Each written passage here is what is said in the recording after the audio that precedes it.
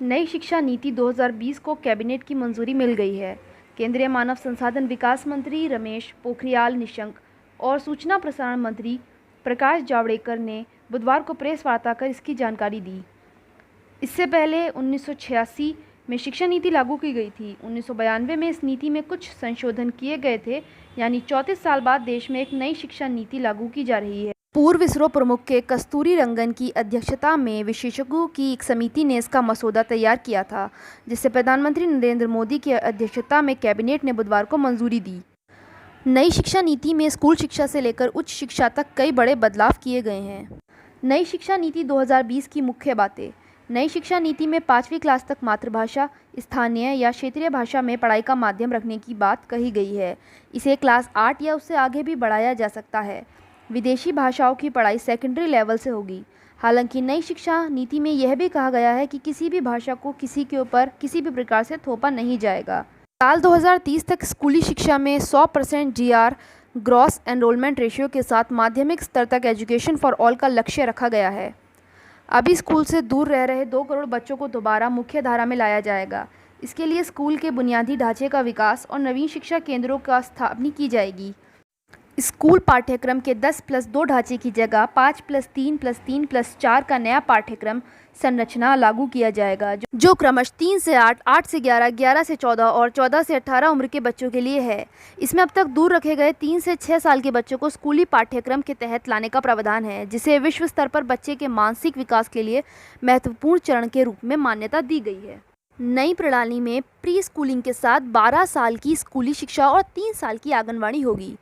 इसके तहत छात्रों की शुरुआती स्टेज की पढ़ाई के लिए 3 साल की प्री प्राइमरी और पहली तथा दूसरी क्लास को रखा गया है।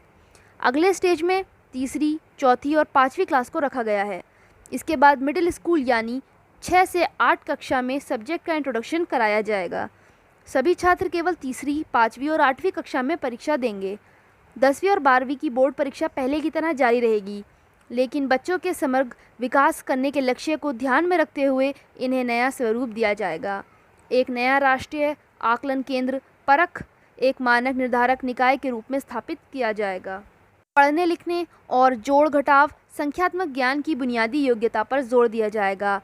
बुनियादी साक्षरता और संख्यात्मक ज्ञान की प्राप्ति को सही ढंग से सीखने के लिए अत्यंत ज़रूरी एवं पहली आवश्यकता मानते हुए NEP 2020 में मानव संसाधन विकास मंत्रालय MHRD द्वारा बुनियादी साक्षरता और संख्यात्मक ज्ञान पर एक राष्ट्रीय मिशन की स्थापना किए जाने पर विशेष जोर दिया गया है।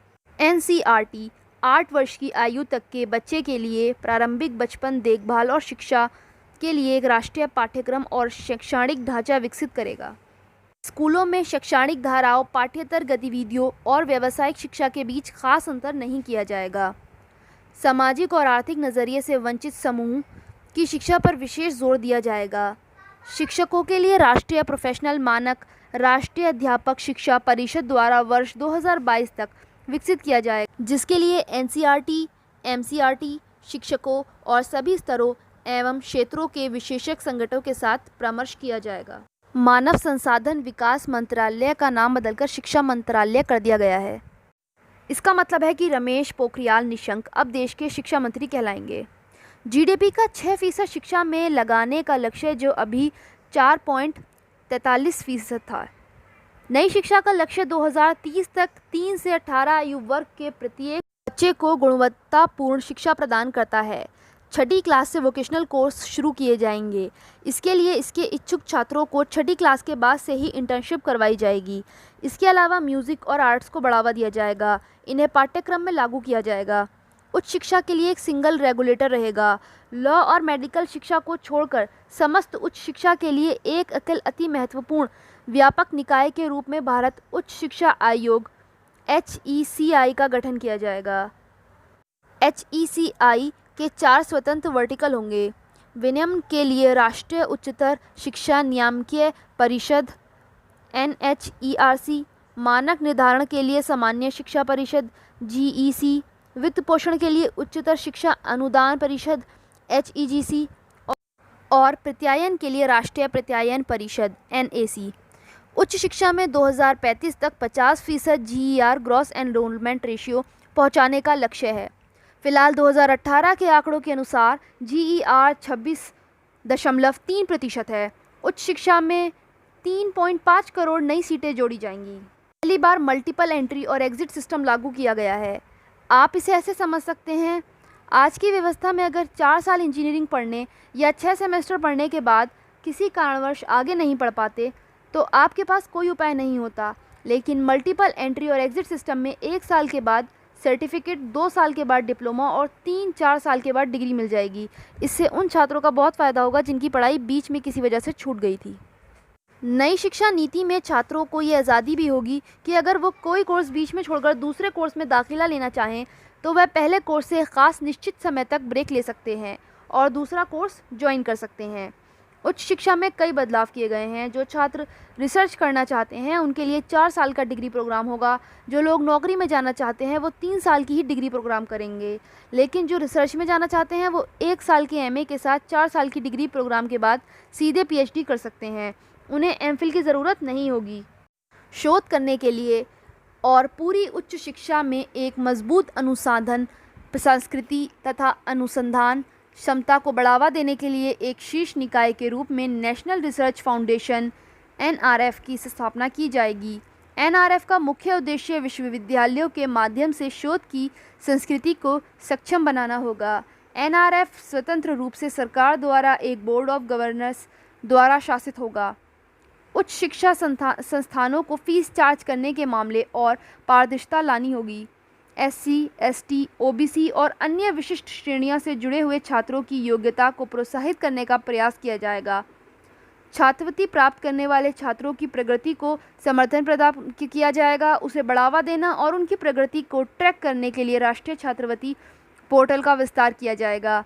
निजी उच्च शिक्षण संस्थानों को अपने यहाँ छात्रों को बड़ी संख्या में मुफ्त शिक्षा और छात्रवृत्तियों की पेशकश करने के लिए प्रोत्साहित किया जाएगा। पाठ्यक्रम क्षेत्रीय भाषाओं में विकसित किए जाएंगे। वर्चुअल लैब और विकसित किया जाएगा और एक राष्ट्रीय शैक्षिक टेक्नोलॉजी फोरम बनाया जाएगा NETF।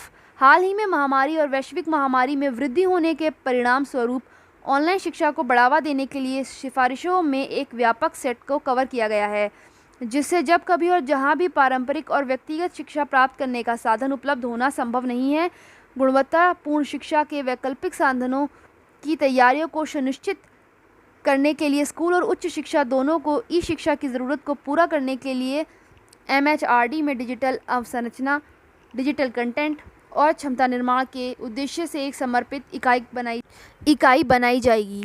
सभी भारतीय भाषाओं के लिए संरक्षण, विकास और उन्हें और जीवन बनाने के लिए नई शिक्षा नीति में पाली, फारसी और प्रकृत भाषाओं के लिए एक Indian institute of translation and interpretation IITI राष्ट्रीय संस्थान की स्थापना करने, उच्च शिक्षण संस्थानों में संस्कृत और सभी भाषा विभागों को मजबूत करने और ज़्यादा से ज़्यादा उच्च शिक्षण संस्थानों के कार्यक्रमों में शिक्षा के माध्यम के रूप में मातृभाषा, स्थानीय भाषा का उपयोग करने की सिफारिश की गई है।